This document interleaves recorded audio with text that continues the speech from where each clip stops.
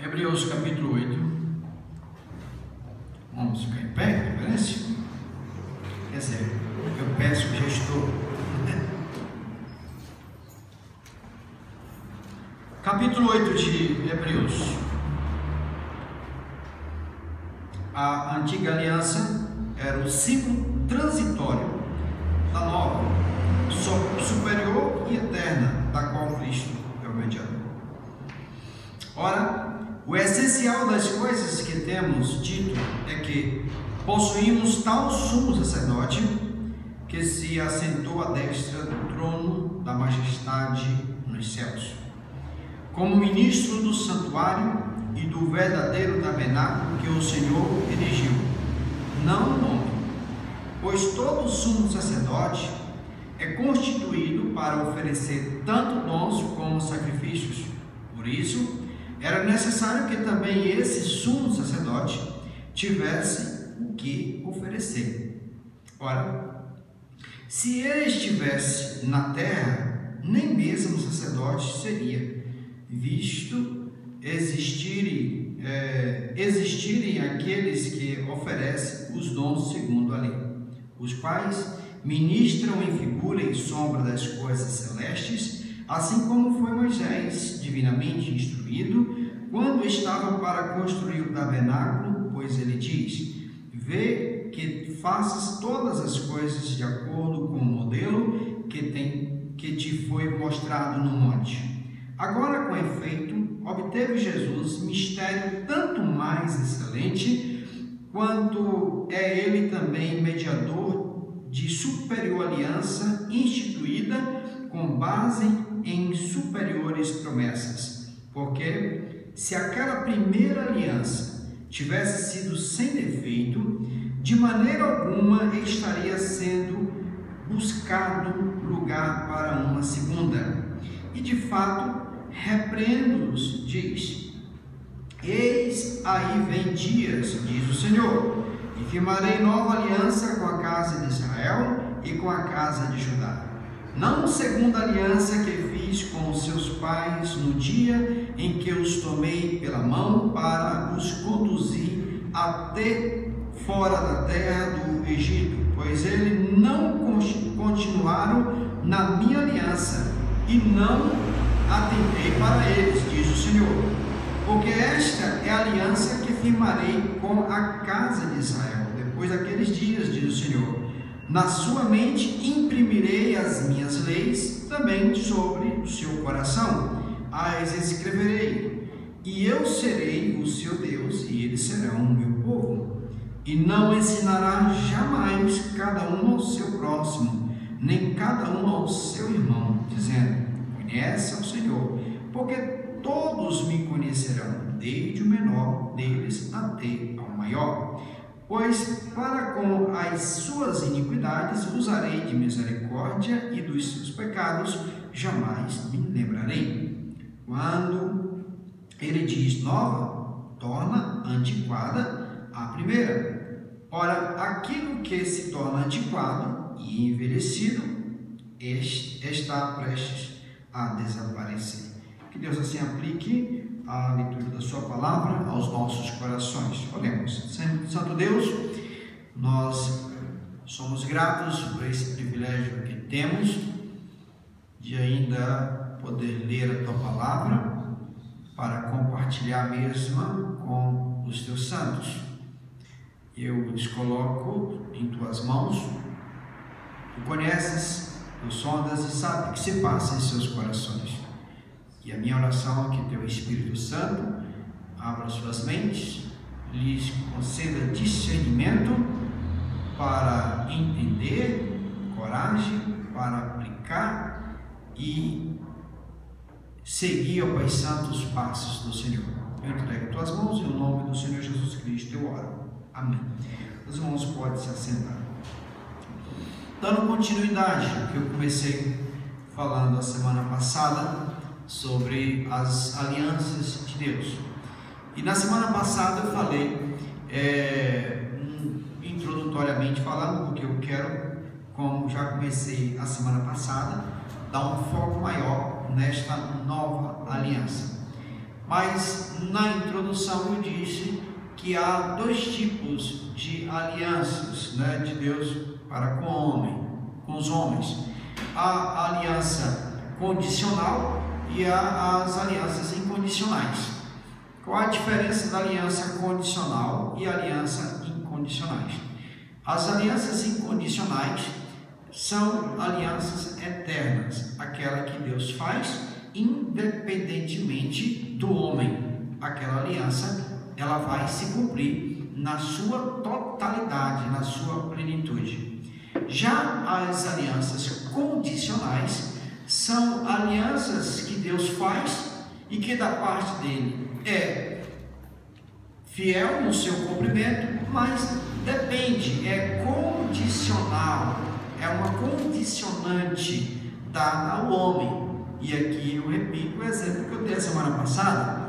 Não tem aquele texto lá de 2 Crônicas 7,14, que ele começa justamente com a condicionante: se o meu povo, que se chama pelo meu nome, se humilhar, entendeu? Já começa por aí, se o meu povo. Então, isto é um tipo de aliança condicionante, ou seja, condicional, tá? Então, portanto, essa não é eterna, porque o seu cumprimento depende de ambas as partes. Quando se trata das alianças eternas, se trata de uma condição em que o Senhor coloca para o homem, mas entretanto homem nenhum vai frustrar os planos de Deus, que é o que Satanás vem fazendo desde que ele foi jogado dos céus aqui na terra. Então, a intenção dele foi sempre frustrar os planos de Deus. Lembra o que aconteceu com Jó? Ele viu Jó e ele condicionou a integridade e a fidelidade de Jó aos bens e à família bela que Jó tinha. O Senhor permitiu, né? Quando Satanás fez tudo aquele arraso na vida de Jó com autorização de Deus, no final do livro de Jó, lá no capítulo 42, o que Jó fala? Eu sei que nenhum dos teus planos podem ser frustrados. Olha só. Então, quando se trata de uma aliança incondicional, que o exemplo de Jó é o que tem tudo a ver com essa nova aliança. Porque na antiga aliança, e aqui agora eu quero estar fazendo um breve comentário da antiga aliança, em que é a aliança de Deus feita através de Moisés, quando saiu lá do Egito, com essa nova aliança. Então vamos começar aqui. Eu separei aqui alguns versos que são interessantes para o nosso aprendizado. No verso 4, mas antes do verso 4, eu quero me chamar a atenção no verso 11, que, como é que eu digo, no verso 1, que fala assim: ora, o essencial das coisas que temos dito é que possuímos tal sumo sacerdote que se assentou à destra do trono da majestade nos céus. Para a gente entender aqui, nós estamos no capítulo 8 de Hebreus. A gente precisa entender o contexto de Hebreus, entender o propósito pelo qual Deus usou o autor, a pessoa que Deus inspirou para escrever aos Hebreus, que eu creio que foi Paulo, pelo linguajar eu creio que foi Paulo, e qual foi o propósito de Deus escrever aos Hebreus. E é muito interessante que a proposta de escrever aos Hebreus foi justamente apontar para Jesus Cristo e que ele era e sempre será superior a todas as outras coisas, ou seja, a todos os ritos do culto judaico. Ele começa no capítulo 1 falando: antigamente Deus falou aos homens pelos profetas, e aí fala nesses últimos dias, ele fala por intermédio de quem? Por Jesus Cristo. E Jesus Cristo, quando aqui esteve, ele cumpriu tudo no que tange a esses rituais do culto judaico, apontando justamente a sua superioridade, mostrando, digo, a sua superioridade sobre todas as coisas. E nós agora estamos diante de um verso, de um capítulo, vou colocar assim, né? Em que este capítulo mostra a superioridade de Cristo na nova aliança, ou seja, que esta aliança que foi profetizada lá atrás, que foi o texto que eu li a semana passada, lá em Jeremias 31, que é o mesmo texto que ele cita a partir do verso 8 desse capítulo de Hebreus. Então, lá quando Jeremias profetizou, Deus usou Jeremias para profetizar esta aliança, ele estava falando dentro do contexto em que a nova aliança já estava sendo fragmentada, já estava sendo abandonada, já estava perdendo o seu valor, porque a aliança em si ela é feita, mas ela é uma aliança condicionante. Então o homem tinha que observar, o homem tinha que atentar, tinha que colocar nos umbrais das portas, tinha que colocar até mesmo nos braços, para não esquecer, e dia após dia tinha que estar falando, né? E aí a Bíblia fala, né, com relação até as crianças em especial, inculca na mente das crianças, né, ao levantar de manhã, ao andar pelo caminho, na hora de almoçar, na hora de dormir. Então era necessário de estar falando, de estar lendo coisas que os judeus até hoje eles fazem. Mas nós estamos agora nessa nova aliança. E por que o autor, né, escreveu este livro aos Hebreus, né, mostrando a superioridade? É porque os hebreus, eles estavam voltando, os hebreus crentes, cristãos, eles estavam voltando ao ritual judaico, do culto judaico. Nós estamos num período aqui em que o templo ainda não havia sido destruído por general Tito no ano 70.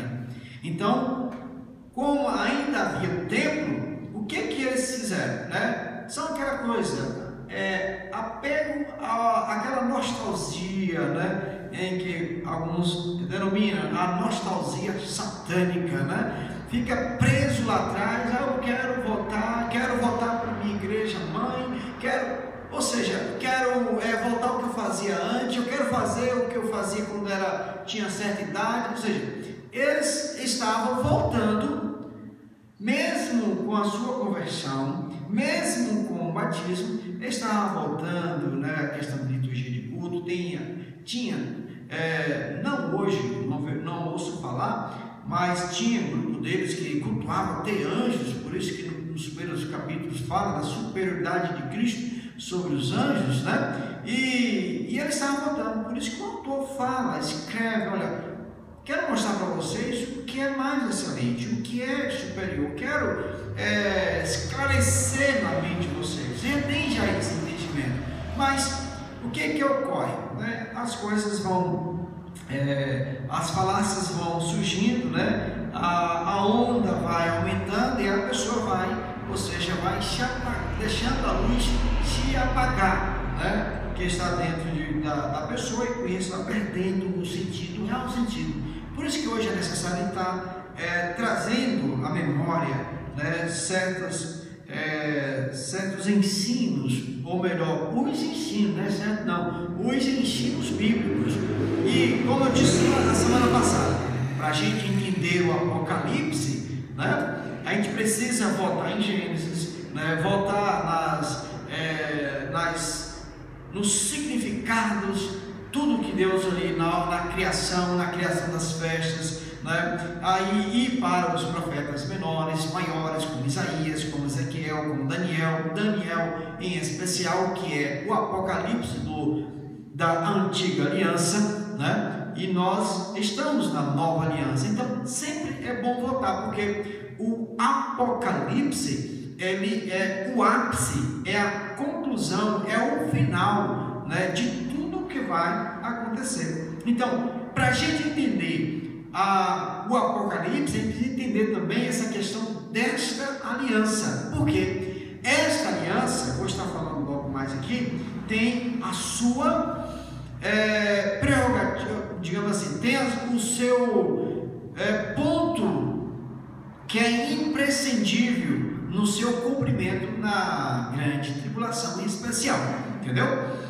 Primeiro aqui no verso 4, olha só. Ora, se ele estivesse na terra, aqui o que nós vamos aprender é o seguinte, que Jesus Cristo, ele não estava, olha só, Jesus Cristo, nesse verso aqui, no texto, ele não estava qualificado para ser sumo sacerdote. Que isso? É um blasfêmio? Vamos lá. Ó, verso 4. Ora, se ele estivesse na terra, nem mesmo um sacerdote seria. Como assim? Visto existirem aqueles que oferecem os dons segundo a lei. Olha só. Por que ele não seria sacerdote? Porque haveria aqueles, os sumos sacerdotes, em que pela sua qualificação é aquele que oferece sacrifícios e também dons. Agora pergunta, então por que Jesus Cristo não seria sacerdote? No verso 12 do capítulo 7 fala assim: pois quando se muda o sacerdócio, necessariamente há também mudança na lei. Quando se muda o sacerdócio, necessariamente há mudança na lei. Nova aliança, novo sacerdócio, entendeu? Quem é o mediador desse novo sacerdócio? Jesus Cristo. Então, ele é o ponto fundamental desta nova aliança. Eu vou explicar lá na frente. Verso 13. Porque aquele de quem são ditas estas coisas pertence a outra tribo. De quem está falando aqui? De Jesus Cristo. De qual tribo Jesus Cristo pertence? Olha só, da qual ninguém prestou serviço no altar. Então, quer dizer que ele faz parte de uma tribo em que não tinha serviço, não prestava serviço no altar. Qual é a tribo de Jesus Cristo? Leão de Judá, né? Ou a tribo de Judá, Leão de Judá, a tribo de Judá. Olha o verso 14. Pois é evidente que nosso Senhor procedeu de Judá, tribo a qual Moisés nunca atribuiu sacerdote. Percebeu? Então, ele, como mediador da antiga aliança para a nova aliança, como ponto fundamental da nova aliança, ele agora, ele constitui, celebra, cumpre essa nova aliança, e que foi rejeitada, né? Essa nova aliança foi rejeitada, vou explicar lá na frente, né? E que foi rejeitada, e como é um novo sacerdócio, aí dá a ele a legalidade dele ser o sumo sacerdote, e ele como sumo sacerdote, não como os sacerdotes, os sumos sacerdotes transitórios, em que eles tinham que fazer a aspersão do pecado, não só pelo povo, mas pelo dele, primeiramente pelo dele, porque se ele entra no lugar santo do santo em pecado, lá mesmo ele ficava, tinha que ter uma corda amarrada para poder puxar o indivíduo, tinha que estar com o cinto balançando, né? Para no momento que ele estava lá aspergindo sangue na parede, o cinto lá estava dando sinal de que ele está vivo, esse não tem pecado. A pessoa, se hoje a gente fosse exercer esse tipo de sacerdócio, como sumo sacerdote, entrar no lugar santo, não podia ter pecado. O sumo sacerdote, porque o templo era assim, na sua divisão, tinha lugar da congregação, e no lugar da congregação tinha as suas divisões, tinha a parte das mulheres, tinha a parte dos gentios, tinha a parte dos rabinos, tinha a parte dos jovens, tudo separado, né? Tudo separado. Tinha o Santo dos Santos. O Santo dos Santos, a gente geralmente faz esse exemplo como se fosse aqui no púlpito. Não, lugar santo, desculpe, né? E o lugar santo ficava atrás da cortina. Então lá onde o bicho pegava. Aqui ainda ficava um bocado de hipócrita, né? Mas lá o bicho pegava. Lá o sumo sacerdote, então. E esse sumo sacerdote, Jesus Cristo, ele entrou no Santo do Santo, depois que ele fez o seu sacrifício, e lá ele continua na presença do Pai, né?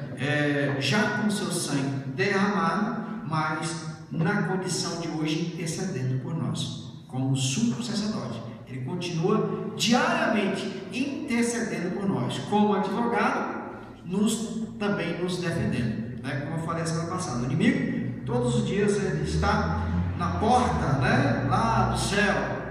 Aí Deus pergunta: o que você está fazendo aqui, ô Lúcifer? Eu vim aqui porque, tem lá o Abimael, lá na remanescente.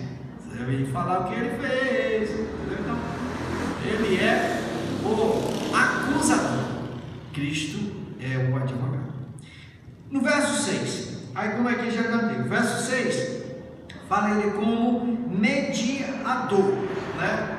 Agora, com efeito, obteve Jesus mistério tanto mais excelente, quanto é ele também mediador de superior aliança, instituída com base em superiores promessas. A gente vai ver sempre aqui essa superioridade desta nova aliança em comparação à antiga aliança, em todos os aspectos. A questão da promessa e também na questão de quem é o sumo sacerdote dessa nova aliança e e o sangue de quem foi derramado para firmar esta nova aliança. No verso 7, a nova aliança ela era incompleta, a antiga aliança. Ao verso 7, porque se aquela primeira aliança tivesse sido sem defeito, de maneira alguma estaria sendo buscado lugar para uma segunda.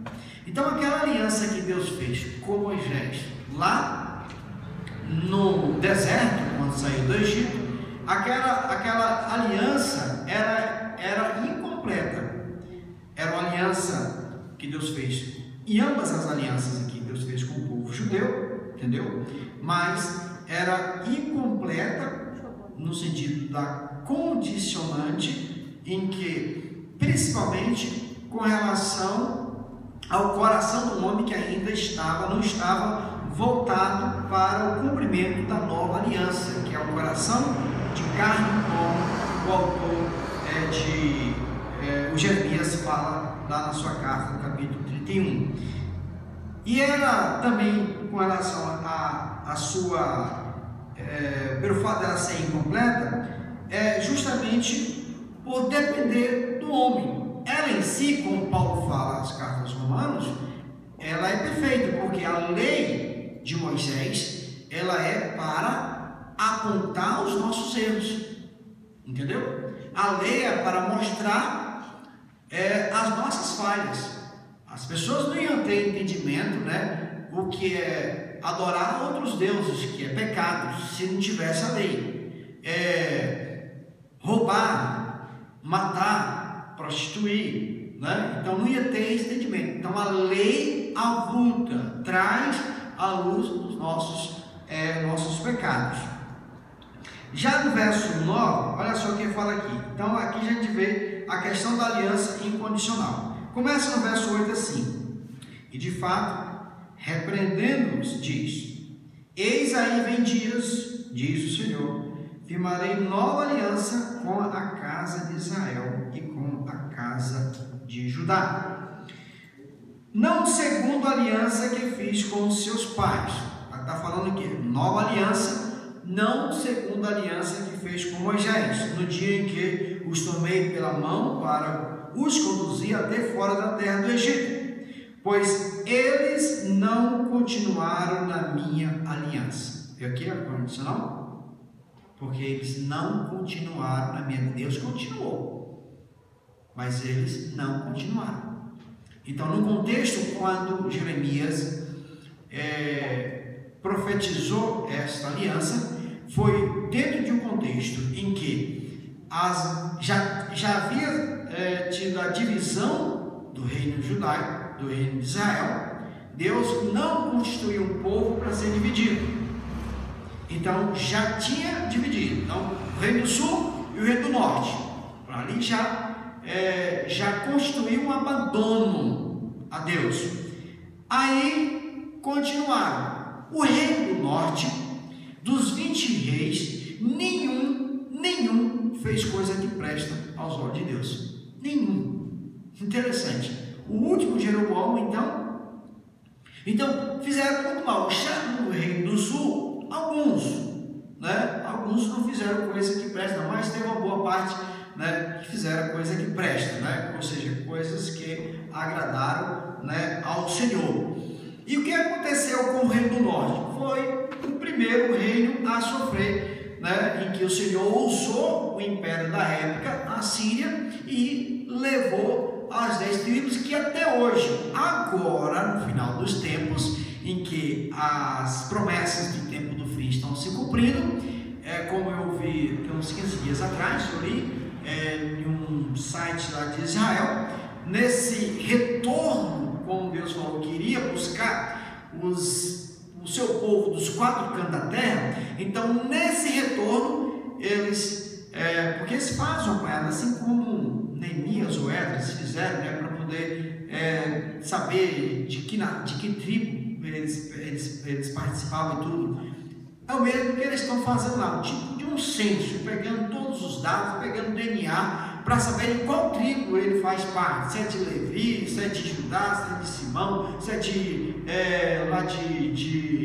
Efraim. Então, eles fazem essa apanhada. E agora descobriu uma tribo que desde a época de Jeremias, desde a época em que as 10 tribos foram levadas pelos assírios, não sabia onde estava essa tribo. Deus, quando ele prometeu, ele falou que iria unir novamente a casa de Judá, tornar-se um só povo, uma só tribo, no sentido de que cada tribo, conforme as suas especificidades, também promessas que o Senhor fez lá ainda no deserto, lá no Gênesis, para as tribos em que ele designou. Os 12 filhos de Jacó não foram por acaso. Os 12 patriarcas dali vieram as 12 tribos, então não foram por acaso, ok? Então, essa nova aliança, ela é incondicional, diferente da que o Senhor fez com Moisés. Por quê? Ele fala assim, pois eles não continuaram na minha aliança, consequentemente, olha só, eu não continuei também com eles. Em outras palavras, fala aqui, eu não atentei para eles, diz o Senhor, eu não continuei para eles, tá? Se o meu povo se chamar pelo meu nome, eu vou ouvir. Se não me chamar, também não vou ouvir. Essa é a condicionante, entende? Mas vamos aqui seguindo. Olha o verso 10.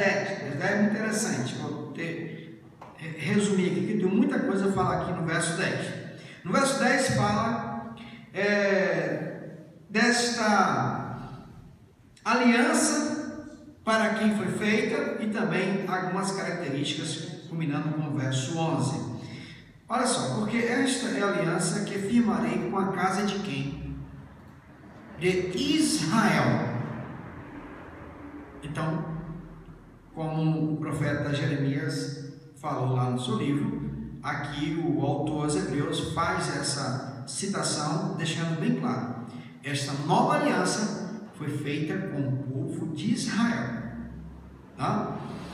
Depois daqueles dias, diz o Senhor, na sua mente imprimirei as minhas leis e também sobre o seu coração as escrevereis, e eu serei o seu Deus e eles serão o meu povo. Ou seja, aqui mostra bem claro, como está lá na profecia, esta nova aliança, Deus não fez com um novo povo, Deus fez com o povo de Israel.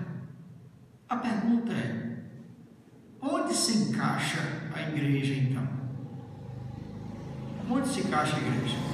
Já que não tem uma aliança feita, voltada para a igreja, onde se encaixa? No final da conclusão que eu estou falando, tá? O fato é que nós somos beneficiados desta aliança. E quais as características aqui dessa aliança que Deus fez com Israel? Aí vocês vão observar que nas características aqui dessa aliança, é perceptível que até hoje o povo de Israel não cumpre. Ó, primeiro, na sua mente imprimirei as minhas leis. Israel está preso ainda à Torá.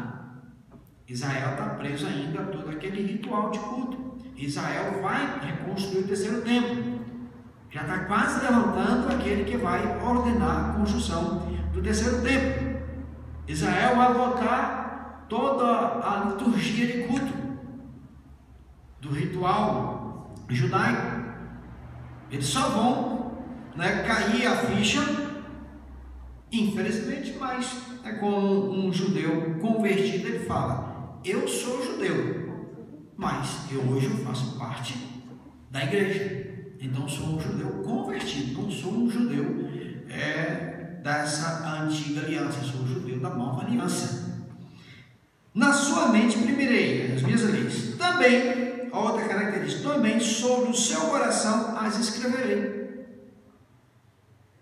Essa nova aliança está na mente e no coração do povo judeu? Se eles rejeitam Cristo, não está. Eu quero chamar a atenção, primeiramente, nessa parte aqui, porque nós temos muitos pontos de vista teológico, escatológico, especialmente falando, que eles excluem Israel.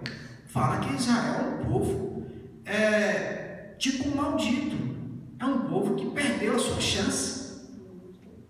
Isso é um absurdo, partindo de um crente em Cristo Jesus, de pastores, e muitos deles, isso que fico pasmado, muitos deles, bem conceituados e tudo, separando o povo de Deus, como se Deus tivesse abandonado o povo de Deus. A aliança que Deus fez foi com o povo de Israel. Pegue isto. Vou fazer igual o anjo falou com Daniel. Pega a visão. Entendeu? Pega a visão. A aliança foi feita com o povo de Israel. E é uma aliança incondicional. E se ele fez a aliança com Israel, essa aliança ela vai ter que se cumprir.